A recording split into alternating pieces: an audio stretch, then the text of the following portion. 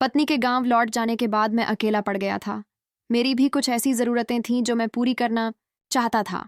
मेरे फ्लैट के नीचे वाले फ्लोर पर एक भाभी रहती थी। मैं अक्सर उनसे हंसी मजाक कर लेता था। एक दिन मेरी तबीयत बिगड़ गई और मैं ऑफिस नहीं गया। मैंने सोचा भाभी के पास जाकर टाइम पास कर लेता हूँ।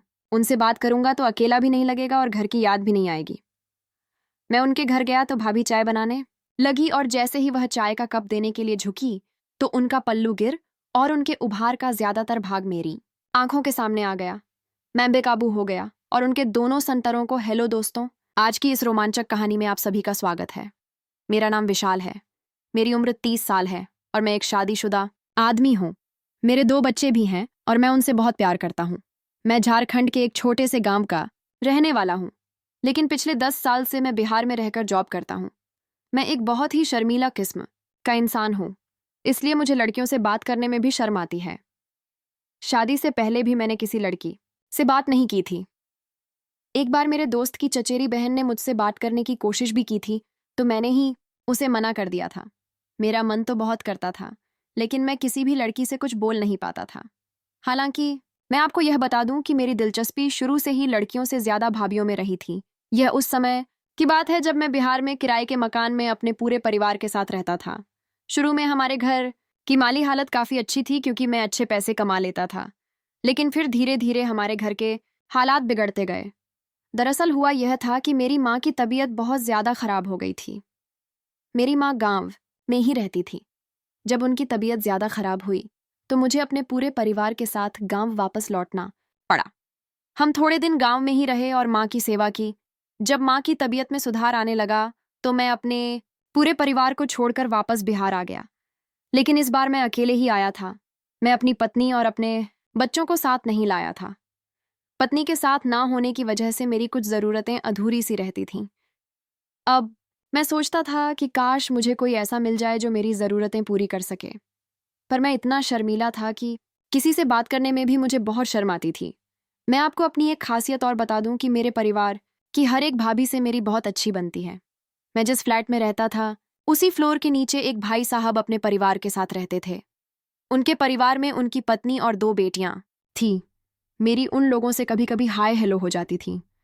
जब मुझे वहां रहते रहते 6 महीने से ज्यादा हो गए तो उन लोगों के साथ मेरे घरेलू संबंध हो गए थे। हम कभी कभी साथ मिलकर लंच और डिनर किया करते थे और कभी कभी साथ में घूमने भी जाया करते थे। भाई साहब मुझ पर बहुत भरोसा करने लगे थे और वैसे भी मैं एक भरोसे वाला इंसान हूँ। मैं किसी को धोखा नहीं देता हूँ। भाभी मुझसे बहुत अच्छे से बात किया करती थी और मैं भी उनसे हंसी मजाक कर लिया करता था। जब भाई साहब घर पर नहीं होते थे और भाभी को हॉस्पिटल या बाजार जाना होता था तो वह मेरे साथ ही जाती थी। इस बीच हम आपस में बहुत सारी बातें किया करते थे और मुझे भाभी का स्वभाव बहुत पसंद आने लगा था। भाभी जब भी अपने घर पर कुछ स्पेशल खाना बनाती थी तो वह मेरे लिए भी भिजवाती थी। एक बार की बात है कि तबीयत खराब होने की वजह से मैं काम पर नहीं गया। भाभी की दोनों बेटियां स्कूल चली गई थी और भाई साहब भी ऑफिस जाने के लिए निकल गए थे। मैं अपने कमरे पर अकेला ही रहता था। पर जब सब चले गए तो मैंने सोचा कि भाभी के पास जाकर ही टाइम पास करता हूँ। उनसे थोड़ी देर बात करूंगा तो मेरा भी मन अच्छा हो जाएगा और मुझे घर की याद भी नहीं आएगी। जब मैं भाभी के पास गया तो वह किचन में कुछ काम कर रही थी। मुझे देखते ही वह बोली, क्या हुआ देवर जी, आज आप काम पर नहीं गए?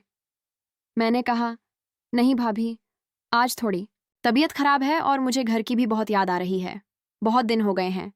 मैं अपने बच्चों से नहीं मिला हूँ और अपनी पत्नी प्रिया को भी नहीं देखा है। मैं भाभी से किसी भी तरह की बात करने में नहीं शर्माता था, इसीलिए मैंने उनसे कहा, भाभी आपको तो पता ही है कि हर आदमी की एक ज़रूरत होती है और मेरी पत्नी भी बहुत दिनों से मेरे पास नहीं है। कभी कभी तो लगता है कि उड़कर उसके पास पहुंच जाऊं।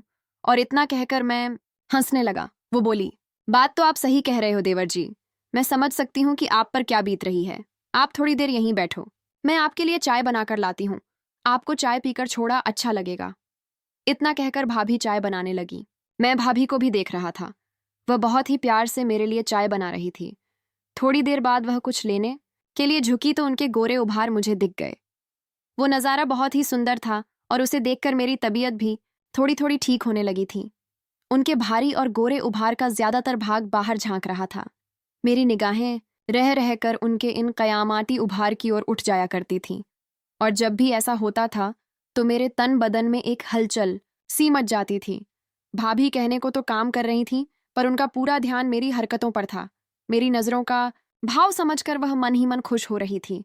भाभी समझ चुकी थी कि मैं क्या देखने की कोशिश कर रहा हूं, और वह भी इस बात पर खुश हो रही थी। थोड़ी देर बाद भाभी मेरे लिए चाय लेकर आए और मुझसे बोली, यह लीजिए, पी लीजिए। मैंने कहा, अगर आप पिलाओगी तो जरूर पाऊंगा भाभी। और इतना कहकर हम दोनों हंसने लगे। भाभी बोली, आप बहुत ही शैतान हो रहे हो। मैंने कहा, अगर आपको अच्छा लग रहा है तो मैं और भी शैतानियां कर सकता हूं। मेरी तबीयत खराब है। अगर आप मेरी बात मान लोगी तो मुझे बहुत अच्छा लगेगा।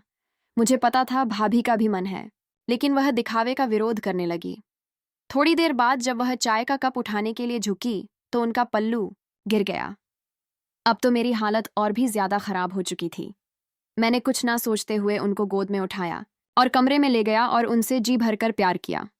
मैंने बहुत मेहनत की थी, तब जाकर उनको खुश कर पाया। मेरी मेहनत देखकर वह बोली, अरे आपकी पत्नी तो आपसे बहुत खुश रहती होगी।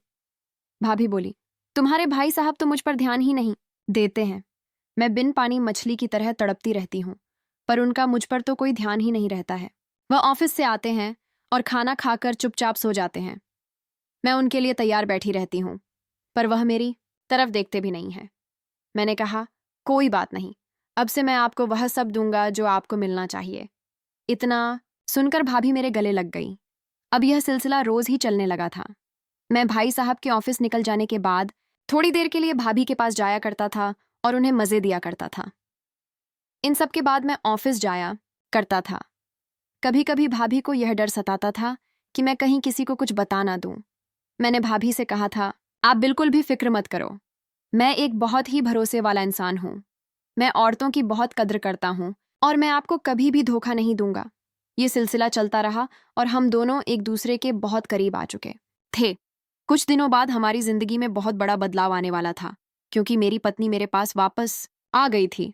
पत्नी के आ जाने के बाद मैं ज्यादातर समय उसी के साथ बिताता था और भाभी को बहुत ही कम समय दे पाता था।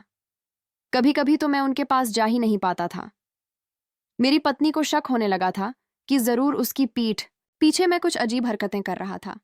वह बोली, क्या आपको मेरी याद नहीं आती थी? मैंने कहा, भला ऐसा हो सकता है क्या कि मैं तुम्हें याद ना करूं? मुझको पता था कि उसे मेरी बातों पर यकीन नहीं है, लेकिन मैं कर भी क्या सकता था? पत्नी के आ जाने के बाद मैं भाभी के पास जा ही नहीं पाता था और मैं उन्हें बहुत याद करने लगा था। एक बार जब मैं उनके पास गया तो भाभी बोली, आप बहुत ही चेंज हो गए हो। जब से आपकी पत्नी वापस आई है तब से आप तो मुझे भूल ही गए हो। मैंने कहा, ऐसी कोई बात नहीं है भाभी। उसको मुझ पर थोड़ा थोड़ा शक होने लगा है और वह मुझको आपके पास नहीं आने देती है। मैं फिर भी आपके लिए समय निकाल लेता हूँ और आपके पास चला आता हूँ। थोड़ी देर बातें करने के बाद हम दोनों आपस में समा गए और फिर मैं ऑफिस चला गया। कुछ दिनों बाद मेरी पत्नी को मेरी शर्ट पर लिपस्टिक के निशान मिले। अब तो उसका शक यकीन में बदल चुका था। जो बोली, मुझे पहले से ही पता था कि तुम्हारा उस चुड़ैल के साथ चक्कर चल रहा है। मैं अभी जाकर सब कुछ भाई साहब को बता दूंगी और तुम दोनों का पर्दाफाश कर दूंगी। मैंने कहा, प्लीज तुम ऐसा कुछ भी मत करो, मैं आप कभी भी उनसे बात नहीं करूंगा। वह इतना गुस्से में थी कि रोने लगी और बोली, मैं गांव में आपकी माताजी की सेवा करने में लगी हुई थी, आपके बच्चों को पालने में लगी हुई थी, और आप इधर मुझे धोखा दे रहे थे। क्या आपको शर्म नहीं आती? क्या यह जरूरतें हैं आपके लिए? इतनी ज्यादा जरूरी है कि आप अपनी पत्नी को धोखा दे दोगे?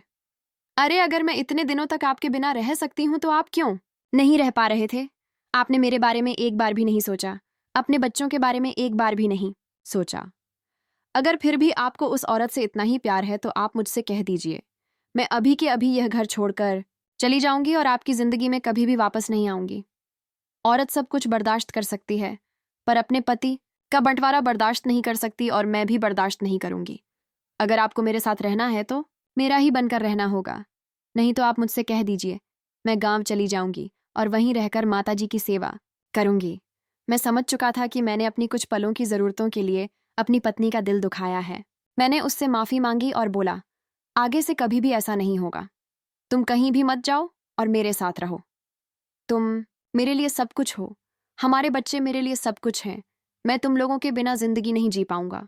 इसके बाद से मैं कभी भी भाभी के पास नहीं गया। मैंने उनको भी सारी बात बताई और उनसे भी माफी मांगी।